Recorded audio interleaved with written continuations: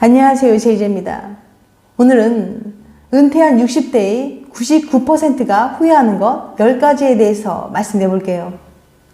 구독과 좋아요, 알림 설정까지 해주실 거죠? 그럼 바로 시작할게요.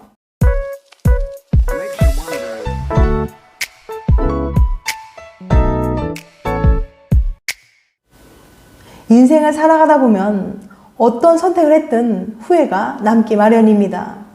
그래도 미리 알았더라면 후회를 덜 남기지 않았을까요? 은퇴 후 인생의 후반기를 보내고 있는 60대들은 지금껏 살아온 발자취를 뒤돌아보면서 곳곳에서 후회를 하게 된다고 해요. 1955년에서 1964년에 태어난 베이비붐 세대의 은퇴가 본격적으로 시작되었고 2023년까지 약 720만 명의 은퇴자가 나올 것으로 예상됩니다. 은퇴 준비를 미리 잘 해두었다면 걱정이 없겠지만 실제로는 그게 말처럼 쉬운 일이 아니죠. 한국고용정보원의 2019년 통계에 의하면 구직급여 수급 중 재취업률은 25.8%에 불과한 실정으로 나머지 75%는 미취업 상태로 생활하고 있습니다. 은퇴를 하게 되면 현저하게 소득이 감소할 뿐만 아니라 일상생활이 바뀌게 되어 경제적, 심리적 큰 변화를 경험하게 돼요. 그럼 60대 인생 선배들이 가장 후회하는 것은 무엇일까요?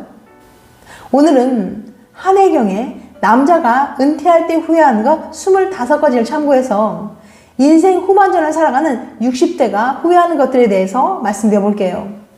은퇴한 60대의 99%가 후회하는 것 10가지. 첫 번째, 더 많이 저축하라. 은퇴 후 가장 큰 고민은 경제적인 어려움입니다. 고정 수입은 줄어들었지만 자녀 지원비, 병원비 등 각종 지출은 늘어가는 탓에 생활고에 시달릴 수 있어요. 젊은 나이에 저축을 하지 않으면 은퇴 이후 큰 고난을 겪게 될 수 있습니다. 두 번째, 배우자의 소중함을 느껴라. 배우자는 평생을 함께할 반려자입니다.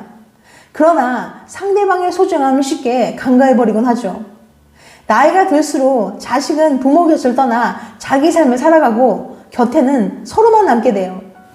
배우자의 소중함을 깨닫고 함께 노력하며 앞으로의 노후를 그려가세요. 세 번째, 노년을 함께할 친구를 만나라. 배우자 다음으로 친구가 가장 큰 자산입니다. 내게는 친구가 없다. 그래서 내 삶은 실패했다. 혼자서 나의 그림자만 보고 달려왔던 삶이다. 더러는 동행자가 있다고 생각했지만 나중에 보니 경쟁자였다. 작년에 별세한 국문학자이자 소설가인 이효련 선생님이 한 말입니다. 그 말은 친구가 인생의 승패를 좌우할 만큼 중요하다는 거예요. 젊었을 때는 인맥을 넓히기 위해서 엄청 노력을 많이 하지만 60대 은퇴 시기가 되면 친구의 폭도 좁아지고 필요에 의해서 만났던 친구나 인맥도 다 떨어져 나가게 됩니다. 결국 진정한 친구만 남게 되죠. 취미생활을 공유할 수 있는 친구, 자신의 속 이야기를 가감없이 털어놓을 수 있는 친구가 있다면 늙어도 외롭지 않은 인생을 보낼 수 있을 겁니다. 만일 평생을 함께할 친구가 없다면 노년은 무척 외롭고 쓸쓸할지도 몰라요. 네 번째, 자식과 많은 대화를 나눠라. 자식들과 평소에 대화를 많이 나누지 않는다면 노년에 소중한 친구 하나를 잃은 셈입니다. 나이가 들수록 자식과 친밀한 관계를 유지해야 후회 없는 자식 농사를 했다고 느낄 수 있을 거예요. 뿐만 아니라 자식과 건강한 유대감을 형성하는 것은 노년의 정서적 안정감에도 도움을 줍니다. 다섯 번째, 건강을 관리하라. 100세 시대에 무엇보다 가장 중요한 건 건강입니다. 얼마 전 모 생명보험사에서 50대 이상 은퇴자를 대상으로 가장 후회하는 것에 대한 설문조사 결과를 발표했는데 가장 첫 번째가 운동으로 체력을 단련하지 못한 것이었습니다. 건강이 중요하다는 사실은 누구나 알고 있지만 젊을 때는 이를 잊고 몸을 혹사시키죠.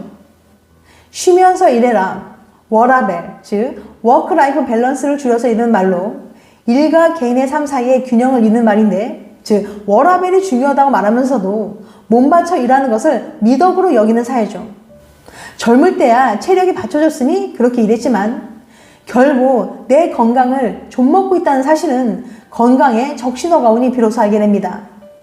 젊은 시절 몸을 혹사할수록 고통받는 것은 미래의 나이입니다. 평생 운동과 식단 관리로 건강을 유지하는 습관을 가져야 합니다. 6번째, 배움을 멈추지 말라. 요즘에는 70대 이상의 노인들도 컴퓨터를 배우는 등 새로운 도전에 나서고 있습니다. 평생 공부하고 배우는 일을 멈추지 않도록 해야 합니다. 몸과 마음의 건강뿐만 아니라 자신감도 얻을 수 있을 거예요. 배우려는 열정만 있다면 인생 2모작, 3모작도 가능하다고 전문가들은 조언합니다. 7번째, 평생 할 수 있는 취미를 만들어라. 취미라고 해서 거창한 것들만 있는 건 아닙니다. 등산과 가벼운 산책, 독서, 음악 감상 등과 같이 돈이 들지 않는 것들도 많아요. 취미를 갖게 된다면 평생 지루하지 않은 활력 있는 삶을 보낼 수 있을 겁니다. 은퇴 후 많은 사람들이 후회하는 것들 중에 하나가 취미 생활이 없었다는 거예요. 취미 생활을 즐기는 사람은 자신감과 성취 동기가 높으며 도전과 변화를 즐기는 성향이 강하다고 합니다. 그 이유는 취미가 행복의 포트폴리오 효과를 불러오기 때문이죠.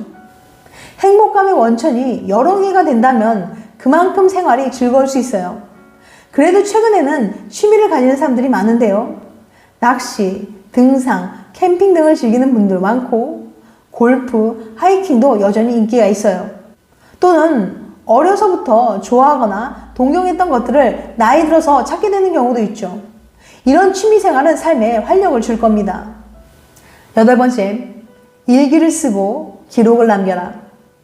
은퇴 후 자신의 인생을 되돌아볼 때 인생이 허무하고 덧없이 느껴질 때가 있어요. 그럴 때 평생 자신이 걸어온 발자취를 돌아보고 정리하는 것이 필요합니다. 이를 위해서는 젊을 때부터 기록을 남기는 습관을 가지는 것이 좋아요. 매일 쓰지 않아도 틈틈이 기록하고 사진 등을 남겨놓으면 나중에 삶을 정리하는 데 도움이 됩니다. 그때그때의 기록도 의미가 있지만 한참 때 나의 업무 지식과 경험도 기록으로 남겨둬도 좋아요. 기록을 많이 남겨 현재 풍성한 컨텐츠를 가지고 있는 사람과 기록을 남기지 않아 후회하는 사람들이 있죠. 자신이 살아온 흔적을 기록으로 남기는 것은 참 의미 있는 일입니다. 9번째, 연금과 보험을 들어라. 노년계는 뜻하지 않게 목돈이 들어가는 경우가 많습니다. 연금을 통해 안정적인 생활비를 마련하고 보험으로 예상치 못한 질병에 대비하도록 해야 합니다. 저축과 같은 개념이기 때문에 아깝다고 생각하기보다 준비를 한다고 생각해야 합니다. 10번째, 좀 더 도전하고 여행하라. 그때 했어야 했는데 그때 그 시절이 나만이 할 수 있었던 일이나 도전이 있었을 겁니다. 대부분의 사람들이 후회하는 것들 중에 하나가 도전하지 않았던 것이라고 답했어요. 또한 여행을 떠나지 않았던 사실에도 안타까워합니다. 일하느라, 자식을 키우느라 시간적, 경제적 여유가 부족했을 겁니다. 그럼에도 인생 선배들은 시간과 돈을 아껴 여행을 떠나라고 조언해요. 훗날 회상할 수 있는 좋은 추억을 마련해 놓는 셈이죠. 물질보다 경험을 더 많이 소비했더라면 이렇게 늙어간다는 게 참 안타깝다며 그 시절로 돌아간다면 아파트 평수를 늘리는 것보다 식구들하고 기억에 남는 추억을 쌓는데 돈과 시간을 쓰겠다고 말합니다.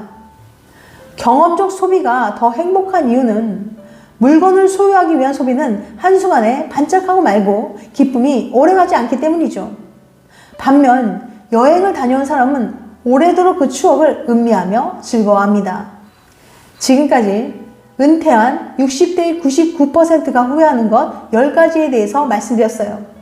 다시 한번 요약해드리면 은퇴한 60대의 99%가 후회하는 것 10가지. 첫 번째, 더 많이 저축하라. 두 번째, 배우자의 소중함을 느껴라. 세 번째, 노년을 함께할 친구를 만나라. 네 번째, 자식과 많은 대화를 나눠라. 다섯 번째, 건강을 관리하라. 여섯 번째, 배움을 멈추지 말라. 일곱 번째, 평생 할 수 있는 취미를 만들어라. 8번째, 일기를 쓰고 기록을 남겨라. 9번째, 연금과 보험을 들어라. 10번째, 좀 더 도전하고 여행하라. 다음엔 더 재밌고 유익한 영상을 찾아뵐게요. 끝까지 시청해주셔서 감사합니다. 다음에 또 봬요. 안녕.